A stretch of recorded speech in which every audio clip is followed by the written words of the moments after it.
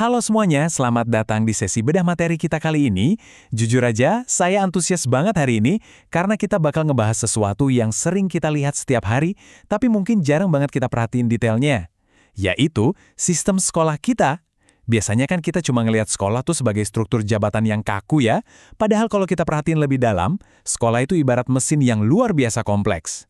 Ini adalah mesin pendidikan, di mana setiap komponennya, dari yang pegang peta arah sampai yang berdiri di garis depan, itu benar-benar vital. Kalau satu gear aja macet, wah seluruh mesin pasti kerasa dampaknya.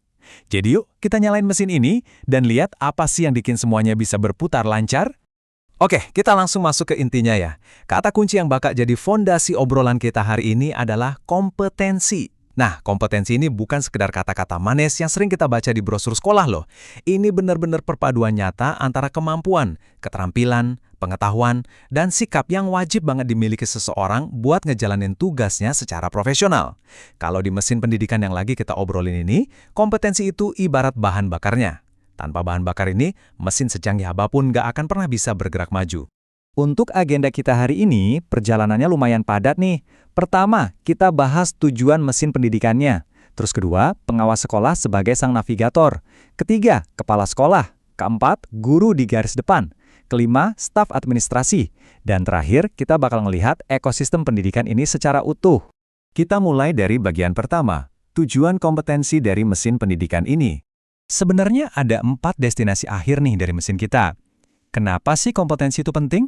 Karena semuanya dirancang buat meningkatkan kualitas pendidikan, mendukung profesionalisme para pendidiknya, menciptakan lingkungan sekolah yang benar-benar efektif, dan ujung-ujungnya meningkatkan mutu layanan pendidikan itu sendiri.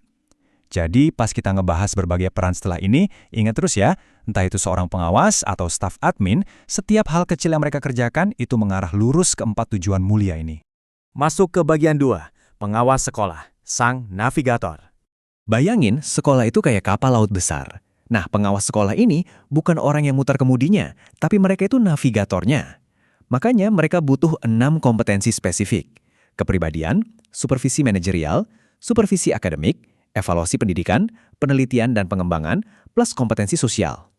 Yang paling menarik buat disorot di sini itu kompetensi evaluasi pendidikan sama penelitiannya. Artinya apa? Seorang pengawas itu dituntut buat jadi peneliti sekaligus evaluator yang andal di tengah lingkungan sosial yang dinamis. Mereka harus jago baca data dan metain strategi buat kapalnya. Terus gimana sih alur kerja mereka? Sistematis banget loh rupanya, mulai dari membina kepala sekolah dan guru, lalu mereka turun langsung buat lakuin supervisi akademik. Dari situ mereka pantau mutu pendidikannya dan nilai kinerja sekolah secara keseluruhan. Dan yang paling penting nih di tahap puncaknya, mereka ini bukan datang cuma buat cari-cari kesalahan. Enggak sama sekali.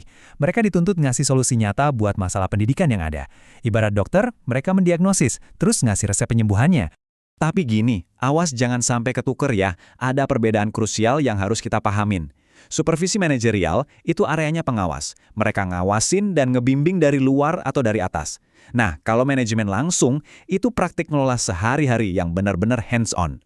Pengawas itu yang megang peta dan ngelihat cakrawala. Sementara yang pegang kendali kemudinya, nah itu tugas sosok yang bakal kita bahas sekarang. Bagian 3. Kepala sekolah, sang pemimpin utama. Kepala sekolah adalah pemimpin utama dalam pengelolaan sekolah.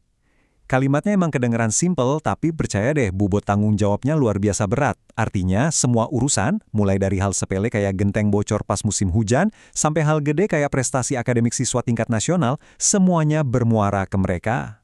Sang kapten inilah yang punya tanggung jawab penuh mastiin sekolahnya berjalan sesuai jalurnya. Nah, yang menurut saya benar-benar menarik dari pembagian di sini adalah porsinya. Kita bisa lihat ada kepribadian, manajerial, supervisi, dan sosial. Oke, ini mungkin udah wajar dan bisa kita tebak ya. Tapi coba perhatiin bagian kewirausahaan atau entrepreneurial. Ini karakteristik yang unik dan brilian banget. Kepala sekolah itu nggak cuma dituntut pinter ngatur, tapi juga harus punya jiwa wirausaha.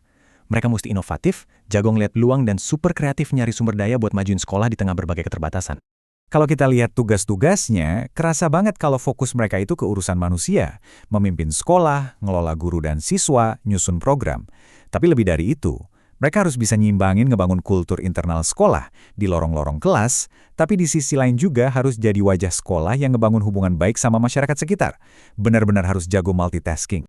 Sekarang kita masuk ke bagian 4, guru sang garda terdepan. Seorang guru profesional itu dibekali dengan 4 kompetensi inti.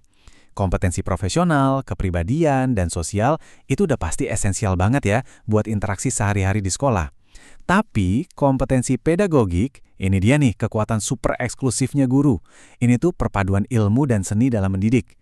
Kemampuan luar biasa buat ngambil konsep yang rumit, dibongkar dan disajiin lagi supaya gampang dipahami sama pikiran anak-anak yang lagi berkembang. Ini nih yang ngebedain orang yang sekedar tahu sama orang yang benar-benar bisa mengajar. Siklus harian guru bisa kita lihat tergambar jelas di sini. Ngerencanain pembelajaran, ngeksekusi kelas, dan ngenilai hasil belajar. Oke, itu sisi teknisnya. Tapi bagian membimbing, memotivasi, dan jadi teladan, nah ini yang ngangkat profesi guru ke level yang jauh lebih tinggi. Coba deh kalian ingat-ingat lagi guru favorit kalian. Kemungkinan besar mereka tuh sangat jago di tahap ini. Dan poin krusialnya, jadi teladan atau role model itu bukan sekedar bawaan karakter dari lahir ya. Itu benar-benar bagian nyata dari tugas profesional mereka yang butuh kesadaran penuh setiap harinya. Lanjut ke bagian 5, administrasi si tulang punggung sekolah. Jujur ya, staf admin ini tuh pahlawan tanpa tanda jasa di sekolah kita. Walaupun mereka juga butuh kompetensi kepribadian, sosial, dan manajerial kayak peran lainnya, tapi daya tarik utamanya itu ada di kompetensi teknis. Keahlian teknis inilah yang jadi pelumas buat roda gigi mesin sekolah tadi, biar terus berputar mulus tanpa suara gesekan yang bikin pusing.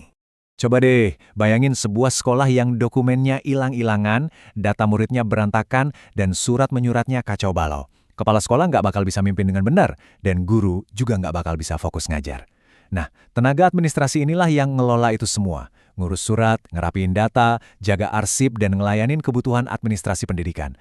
Pendeknya, mereka ngebebasin peran lain dari beban operasional, supaya fokus ke pendidikannya bisa tetap 100% terjaga. Terakhir, bagian 6. Ekosistem pendidikan secara utuh. Nah, ini dia yang secara brilian ngegambarin betapa saling terhubungnya semua peran tadi. Pengawas ngasih arah dan ngebina dari atas. Terus kepala sekolah nerjemahin arah itu ke dalam manajemen operasional harian. Guru. Nah, guru yang eksekusi visi tersebut langsung ke pikiran murid-murid di kelas. Dan admin, mereka mensupport semua kegiatan itu dengan mastiin data dan layanannya jalan mulus tanpa hambatan. Keempat peran ini benar-benar ngunci satu sama lain secara sempurna. Inti sari dari seluruh bedah materi kita hari ini sebenarnya simple banget. Semua elemen pendidikan itu harus bekerja bareng-bareng. Tiap peran emang punya tugas yang beda banget, dari sekedar natap dokumen arsip sampai menginspirasi anak-anak di kelas. Tapi sadar nggak sih, tugas-tugas yang beda itu sebenarnya sepenuhnya saling melengkapi. Kerjasama kolektif dari seluruh tenaga kependidikan inilah yang ujung-ujungnya nentuin mutu sebuah sekolah bakal naik atau turun. Secanggih apapun kompetensi individunya, kalau nggak ada kolaborasi, potensinya nggak akan pernah mencapai titik maksimal. Sebagai penutup, saya pengen ninggalin kalian dengan satu pertanyaan buat bahan renungan. Entah kamu ini seorang pendidik, orang tua murid, pembuat kebijakan, atau sekedar pengamat pendidikan, coba deh lihat sistem sekolah di sekitarmu. Buat nyiptain sekolah yang lebih baik dan mesin yang lebih kuat, roda gigi mana sih yang paling butuh perhatian penuh kamu hari ini?